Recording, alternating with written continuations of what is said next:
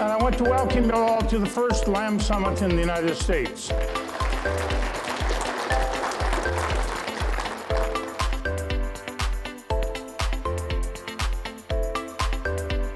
I thought that Chef Jay's comments, go ahead, come on up, have a seat. Chef Jay's comments about the flavor of imported lamb versus U.S. lamb was a wonderful segue into this section, which is the discussion about lamb overseas. And these two gentlemen, one from England and one from Australia, are going to present two 25-minute presentations, plus or minus. And then we're going to, you'll have an opportunity for about 20 minutes of questions. The discussion this morning is about a global perspective about lamb quality and value attributes. A quick comment here. I raised lamb overseas for 10 years in England between the ages of 20 and 30. And I attended all of the big sheep events over there that I could. I'm so impressed over the past 45 years how their lamb has improved in consistency and in muscle and in taste all the way through. So the British have made a lot of improvements. The Aussies have too. Now, I'd also like to ask another survey. How many of you have been overseas to Australia, New Zealand, or England looking at their lamb industry? I suspect the majority of people here. Put up your hands. Yes, a remarkable number of people. And my compliments for doing so. And you can see that they produce a slightly different lamb than we do. And they do it successfully. The last Lambex I went to was the one in Albany, and I was so impressed at all of the research and the focus by both producers, researchers, and what we would call extension in improving the understanding of how to produce better lamb, how to make it taste better, how to make it have less possibilities of problems, how to increase the flavor profile, all of those things. So I'm not going to speak much longer. I want to introduce these people and let them talk. So Dr. Hadley is going to speak to you first. He's from the United Kingdom. He has now the role of international market development for not just lamb, but beef as well. Do I have that correctly? And I have told him, of course, that given the fact that Brexit is about to happen over there, which means they are going to be a little less able to market lamb onto the continent than they have. This is not a good thing for us folks, because they're going to be searching for a home for their lamb, and we are one of those places. Now, I have mildly hinted at him that if he brings his first shipment of lamb into the Boston Harbor, we'll replicate what we did 250 years ago. And indeed, if you follow the news reports, we've already organized the sharks up and around Massachusetts to deal with it when it comes over off the boat. Now, I'm saying that all in jest. I've eaten their lamb. I have enormous respect for the British lamb industry, and I'm not as frightened by imports as some of you might be. I believe we are more than able to change and improve and compete. With that, I'll turn this over to Dr. Hadley for his presentation. Thank you very much.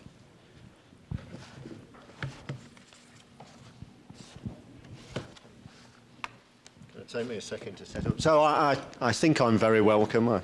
Thank you for your comments. I'm delighted to be here representing the UK and what's happening for us at the moment. I'm delighted to be anywhere that's not London or Brussels. So it's great to be here, and I'd like to thank the American Lamb Board and the organisers and Stan and Premier One Supplies for extending that invite and making me feel so welcome, despite the comments around the first shipment.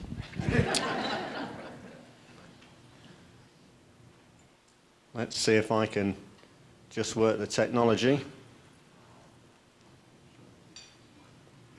Maybe I can't. Ah. I've got a glimmer of it there. There we go. Right, so that's what we're here to talk about. Quality products to the consumer, and I've got across my slides, I'll give you some background to the organisation itself and then talk about some of the things we're doing for our own market and also for some international markets. And it's quite clear there's a lot of work being done here, and I see it in other countries, it's all very similar. There's great opportunities for collaboration. We're all experiencing the same challenges. We've all got a consumer base that's changing, and we're all struggling to maintain that space for lamb and competing against other proteins, and now the non-meat proteins as well, which is a particular interest to European consumers, and I gather it's the same here. Right. Just takes a second. It's like me early in the morning, it takes a second to speed up. So, in terms of what I'm going to touch on, a brief introduction about our organisation, because I think it shares some similarities to the American Lamb Board, but it also does other things as well. So I'll just touch on those. Talk about the challenge we have, the consumer both domestically and internationally, the product itself, the sales environment, and the upskilling work, the knowledge transfer work that we do for producers, so that we're driving the performance on farm as well. So our organisation, the Agriculture and Horticulture Development Board, has been around for quite some time. I won't read all these points, I'll let you take those in yourself. But we represent 6 sectors: beef and lamb and pork on the red meat side, and then other livestock and crop-based products. And I thought it'd be interested to tell you how we generate that cash.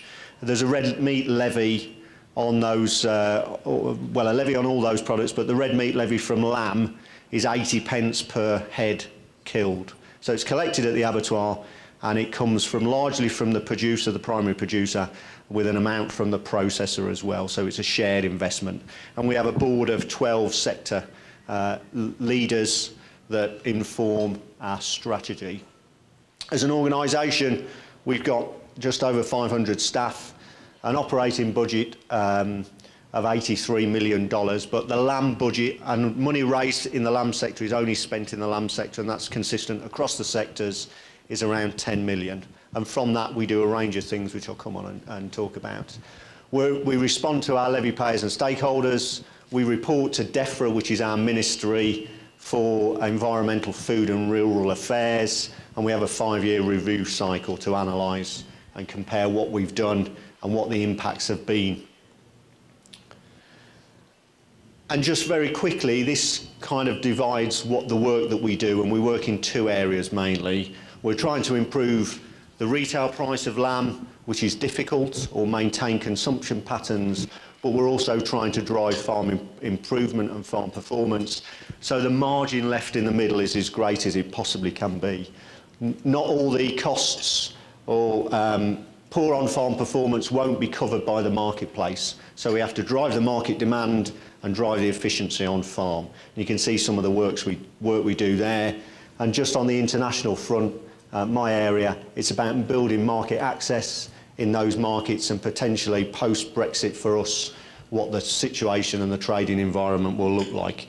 Because of our total lamb production, 1/3 of it is exported, and of that third, 90% goes to Europe in the current trade.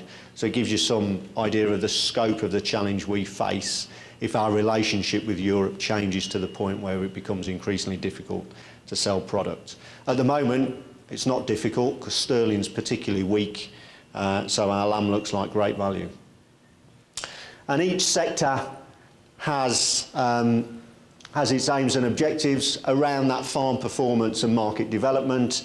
Some sectors have different priorities in different areas, but areas are around marketing and promotion based on reputation, improving the reputation of red meat, keeping red meat as the protein of choice, and market access and trade missions, and then the productivity piece around making sure our farmers are as efficient as possible. That doesn't mean to say that the other areas are not important. It means that we put less weighting on those because we prioritise accordingly. And if it doesn't fit in those boxes, we don't do that work, and we're pretty critical about that, because you can do a lot of things, but we're focused on making sure they're the things that really matter. So moving on to the UK flock, some numbers: pretty stable breeding flock's been stable for the last 10 years or so. Average kill around 14 million head with a total market value of about 1.2 billion. We're not a big producer of most things really. Cattle numbers low, pigs are low, generally speaking, but we are a significant sheep producer, third behind New Zealand and Australia in global terms. Average carcass weight's about 19 kilos. Realise that's lighter than a US product, with a 21 kilo cut-off. So why are we focused on a lighter carcass? Our processors, based on most of their outlets, are domestic retail and export product, is that the pack size and the price point means that you have to hit a carcass spec of around that weight. And if you produce a 22 kilo carcass, fine, but you'll only be paid for 21 kilos. So that focuses the mind on a carcass that's consistent and consistently under that 21 kilo weight. We've got VIA classification beginning, so the first processors are installing VIA, which I'm sure you know, looks at the value of the cuts in different areas to attribute a more accurate value for the carcass as a whole. So the Europe grid, which is based on conformation, muscularity and fat level to give a price point, is a bit of a blunt tool for assessing the value of the carcass, because it doesn't tell you whether that value is in the loin or in the shoulder or in the leg. So VIA is improving the interpretation of the value of a single carcass and feeding that value and information down the chain. Feeds breeding signals as well and allows producers to recognise those animals that really give them the best returns. We've got compulsory EID. And EID, somebody mentioned earlier on, there's a lot of information and data out there. If you view electronic identification and traceability as a chore, then you don't extract the maximum amount of value out of that data. And the farmers that are really exploiting the information that produces, that this information can produce, are really analysing all the key performance parameters that enables them to then make their breeding decisions. So around things like susceptibility to parasites, foot rot, carcass performance, days to slaughter, feed intake. When they're analysing those types of things, they can make some really sound business decisions. So EID as a traceability tool is there because it gives market reputation performance strength, but the real value of that to the producer is analysing the data and using it to inform decisions. We've got seasonal production based on grass availability, so the bulk of our crop comes forward from June through to Christmas. That's when we're an exporter. In the January to June time, we're a net importer, and it's worth pointing out that overall annually we are a net importer of lamb, particularly from New Zealand, and we see New Zealand lamb on our shelves from the sort of just pre-Christmas period until about June. But just last week we still had New Zealand products in the domestic case competing with our own products. So, you know, we know the position that you're in, and we share some of that pain on a UK front as well. And that's changed a lot over 25, 30 years. New Zealand lamb was typically, and Australian lamb for that matter, was typically a frozen product in another area of the supermarket, whereas now we see fresh products, skin packed, competing for fresh domestic product as well. Just the numbers, not to dwell on that, you can see marginal difference between the imports and exports. It is marginal, and our production is fairly static and has been for a number of years. So our production is stable, our breeding herd is fairly stable, and our exports and imports, again, it's a stable story for us. We're neither growing nor declining, but our consumption patterns share a very similar curve to the ones we've seen this morning. And in price terms, just a translation of the figures, we're paid deadweight. These are deadweight prices per kilo ex abattoir, translated into cents per pound, just as a bit of a reference point. And you can see there, it's a fairly standard pattern, apart from in 2018, where we had lots of heavy weather in February, March, which led to a lot of lamb losses, and then a dry spell, which led to a shortage of grass. So we saw exceptionally high prices in 2018, and the impact of that was lamb was removed from the retail case, and we also lost a huge share of food service, where you could go to mid-price food service restaurants and not see any lamb available. So we're very mindful of the price and demand curve, And I think, you know, we're competing against with a product that is a high price, perceived to be a high price, and there's a limit on what people are prepared to pay. The other element around the reputation piece is the UK press loves a meat story, loves a food and health story, and we get lots of those kind of negative stories, and we have a press team that spend their time both responding to these types of comments and putting out factual information for balanced journalism, but also putting out positive messages, typically on social media platforms, communicating the value of red meat in the diet and the environmental benefits of extensively grazed animals and so on and so forth. And then the other things that attract the media attention but have an impact on the industry as well are things around the animal activist protests. So we have a group at the moment in the UK turning up at abattoirs and stopping trucks going in from an animal welfare perspective. We have right to roam in the UK, so lots of general public roaming across farmland with dogs, and we're seeing dog attacks. We don't have any other predators, essentially, but we're seeing a rise in domestic dog attacks on sheep flocks as people are, you know, using the countryside for recreation and public access to land. We also have restrictions on what farmers can do from an environmental point of view and a production point of view, so they're not freely allowed to farm as they may choose to meet environmental constraints, EU and UK government constraints. They're restricted in what they can do, which takes productive agricultural land out of production as they have to grow wildflower meadows or whatever it might be to create livestock and to create wildlife areas on their farms. So they're not free to do necessarily everything that they would like to. In terms of the consumption patterns domestically, consumption declines down 5.2% year on year, although the value's up. So there's this tricky equation about a product that is a high value product, how much people are willing to pay, and how much you produce, and to try and balance that. But you can see a disappointing picture in terms of lamb and consumption patterns out of home and in home.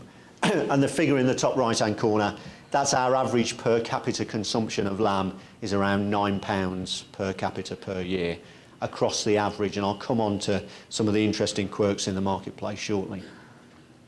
And we know that lamb, more so than any other protein, is price sensitive, and we see that on the trading pattern graph. So when the price goes up, the volume drops, and you can see they're pretty well linked there, and the peaks and troughs in those patterns are typically around the Easter time, where retailers compete for customers. They discount lamb heavily.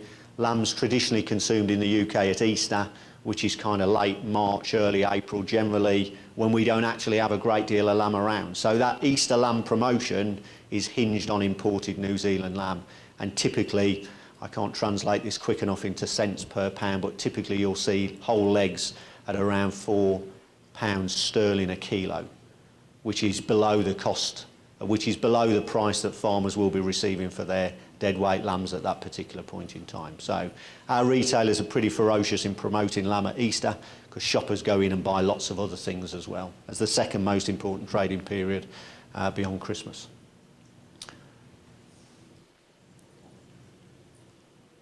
Right, I'm getting the hang of this. It's a tricky button. It's quite sensitive. So our in-home consumption, what are we trying to do to drive demand? Michael had some great slides around segmenting the marketplace. I've done this by age group, but within age group we segment each age group down again to give us the channels for communication that we're really looking for. And for us, lamb consumption in that 25 to 34, 16 to 24, that's the generation that we have every opportunity to lose, unless we get them eating lamb and consistently eating lamb. And then in the 55 plus market, at the moment, 44% of our lamb is in that age bracket. So you don't have to look too far ahead to realise unless we start to bring younger lamb consumers to create the next generation to consume lamb, the 44% are not going to be around forever. So we see that continual decline, and a certain amount of that decline is based on the fact that it is consumed by the over 55s and we need to make sure that we get those younger generations eating lamb. But it's positive because our consumer research tells us that they're interested, they're food interested, and they want change. So we have some positive stories there, but we need to exploit them as well. So looking at those two age groups, what do they say around lamb? Light blue bars are the older population and the dark blue bars are the younger ones. Recognised good source of protein, can be fatty, can be bony, difficult to cut, difficult to carve. Legs of lamb, for example, too big for a small two-person family household, so they want flexible, smaller portions. And I'll touch on that as well in a second. Suitable for a midweek meal, versatile, easy to cook with and tasty. So those are the kind of comments that we get, but some of the challenges around fatty, not sure what to do with it. And Jay made a comment around lamb's expensive, are people going to invest in it and then not do a very good job cooking it and be disappointed? So they're more likely to consume lamb out of their home than take the risk of cooking it. One of the things we do is we spend an awful lot of time, as similar to USMEF, taking out our master butcher, showing meat processors and retailers how to cut lamb differently, how to break legs differently, for example, French trim racks and so on, to improve the butchery standard and make it more relevant. So the lamb lollipops, as we would call them, you know, that's a relatively new innovation in the last 10 years. But we see those as a flexible, those are the products that the younger consumers are saying is midweek flexible alternative. It's not a whole leg of lamb. We've also put an extensive amount of effort into the French market to make sure that it's relevant for the French consumer as well, because we see the same decline in production patterns in younger French consumers as we do in the UK. I have to bear in mind 50% of our exported lamb goes to France. So we're as focused on the French market as we are domestically. We did a clever thing about 10 or 15 years ago when the French market was 70% of our lamb. We said that's a problem, we're a bit too dependent on the French market, so we'll diversify, and we were smart enough to diversify to the rest of Europe. So you can see there's a bit of a flaw in our thinking there, because all our markets are still European. Not surprisingly, it's a wealthy market, it's on our doorstep, we don't have any market access challenges, or at least we didn't. So what are we doing? We're pushing lamb, promoting lamb hard. We're using different media channels. TV advertising, although our farmers love TV advertising, we know that it's not effective because younger consumers particularly don't watch TV. They don't really watch adverts. They watch it in a much different way. So we're producing material promoting products that plays to a very different audience in a very different fashion. It's a challenge for us because in an audience of UK sheep producers, they would say you're not promoting our product well enough because I don't see it on the TV. The reality is that if the audience of sheep producers are seeing our adverts, we've got the wrong adverts because those are not the consumers we're chasing. So we're talking to families under 35s and bringing their children into lamb, and we're talking to the older generation and making lamb a consistent in their diet, and it is, and that's great. But we want to ensure that as people age, they continue to eat lamb as they move through the generations. So we've got, as I say, some social media type advertising targeting the younger consumers, and then ads such as these in strategic places, including the... Let me just catch these up. Including the one on the right, which is in a train station, trying to catch the commuter rushing home on a Wednesday, nipping in to buy something for dinner, and there's a small format retailer there that will do a pack of those French racks or those lamb lollipops to give them a flexible, quick and easy midweek option. In-store videos as well, promoting products with recipes. Not quite sure what's happened to that one. And then some store advertising. So again, you know, lots of methods, but not focused on traditional advertising. You know, those days are long gone. So you have to be smarter about the advertising. And I want to just touch on there about the halal sector. It's the sector of growth, the only sector of growth for UK lamb effectively domestically. Muslim population in the UK runs at about 4.8%, and yet they consume about 20% of the lamb. So if we're not working hard in the halal sector and promoting the product to those consumers, we're missing a huge opportunity, because there is growth. They're also a very young population in the UK, so they're particularly focused on social media. So we push a lot of our halal promotional work through social media, because a vast proportion of that Muslim population is under 30 and very socially media active, and certainly over consuming lamb. If you think about, the average is around 4 kilos and they're consuming around 20 kilos. And then we touched on standards, and we talked about on-farm third-party verification. Assured Food Standards there, the red tractor, is about animal welfare, sustainability, responsible use of medicines, third-party checked, British Standard Institute audited, which is seen on an awful lot of product at retail. West Country Lamb is a EU recognised PGI that's based on grass and forage feed in the products. And then our own quality standard marks take all of the things on red tractor and then put in maturation techniques and different cutting methods to make sure it's a more consistent, more consistently tender, consistently tasty and consistently well butchered. And then a final piece is around repeating some of the things I've said. So we're looking further afield for markets for lamb. Both the US and the UK got access to Japan for sheep meat at the beginning of the year, which is really positive, but it's slow growth. You've got to build these new markets. It's hard work. But we are very dependent on the European market. In terms of what we do for farmers, bring these all up together. Focus on cost of production. You'll remember one of those things were about farm performance. We have a tool called Farm Bench where farmers plug in their information. Generally in the UK, you have a proportion of farmers that are very focused on their business performance and a proportion that aren't. We're trying to make it easier for them to be able to do that and compare themselves to their peers, people in their group and so on, so that they know what the financial performance of their business is, so they can see the opportunities to drive the change.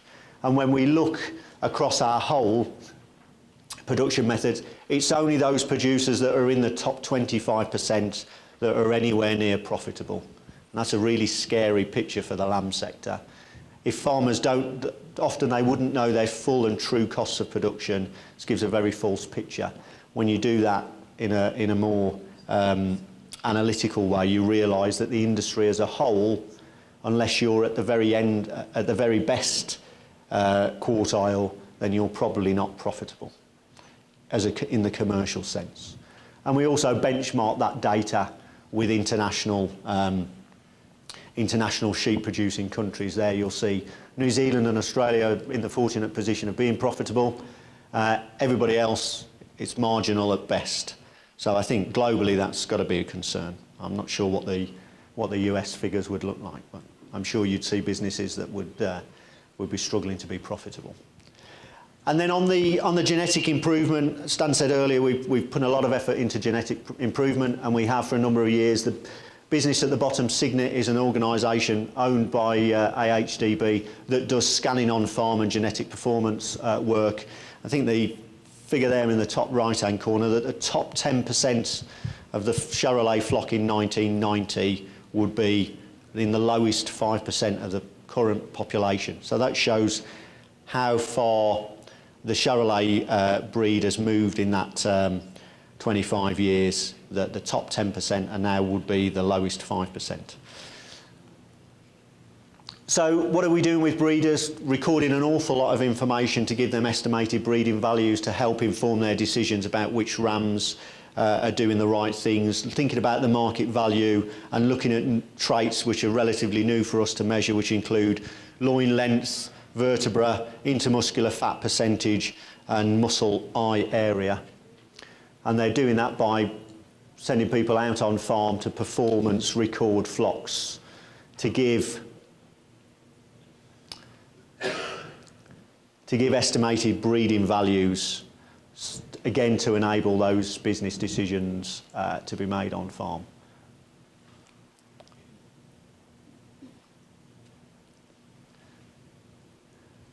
Using CT scanning and other methods, again focus loin length, fat depth and eye muscle area as key traits. And breeders would get a readout chart like this, which I'm sure you've seen these kind of things, which benchmarks that particular animal or that particular flock against the rest of the national recorded herd, and it enables you to identify whether you're better than average, overproducing to a degree, etc. And it gives you that data point to enable, again, those business decisions. So it's all about informing the breeding decisions. And then the future, we've got some projects looking at feed intake, eating quality, and one of the universities has a mobile sensory lab, which is also doing a significant amount of testing to inform those decisions.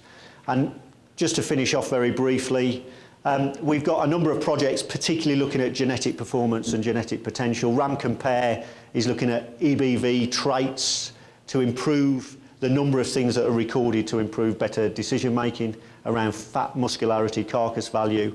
VIA also helps with that because it gives some better feedback. And essentially, from the commercial data, we can get more estimated breeding values across a range of key traits. So we see this as a big continual opportunity to keep driving performance in the flock. In the first year, there were 7,500 lambs tracked, 16 commercial partners. So this includes farms, processors, retailers, etc. And it's an ongoing project with 9 commercial flocks across the UK recording these lambs and the traits to create a pretty significant database of outputs. And we've just finished a 3-year report on that with a second phase of that particular project. And then the final one, a 7-year project called Challenge Sheep, looking at ewe performance and how we can better exploit information around ewe performance to drive productivity improvements. So I think just my final slide, and I think I'm probably just about on time. Lamb consumption is a challenge for everybody, and we've got potentially in the UK at least a generation of non-lamb consumers which we're trying to switch on through some new marketing channels to develop a generation of consumers coming forward. The industry continues to invest in R&D, particularly around genetics and evaluation, to drive efficiency and productivity. Cost of production, knowing cost of production is a key part of that. We've got a change in food culture, change in demographic, change in food interested culture, which Michael picked up on, and we see that absolutely in the UK. I think my final point is that I think there's an awful lot of shared challenges here, and it lends itself to a greater global collaboration if we're really going to keep lamb on the menu and relevant to younger consumers in particular. So, thank you.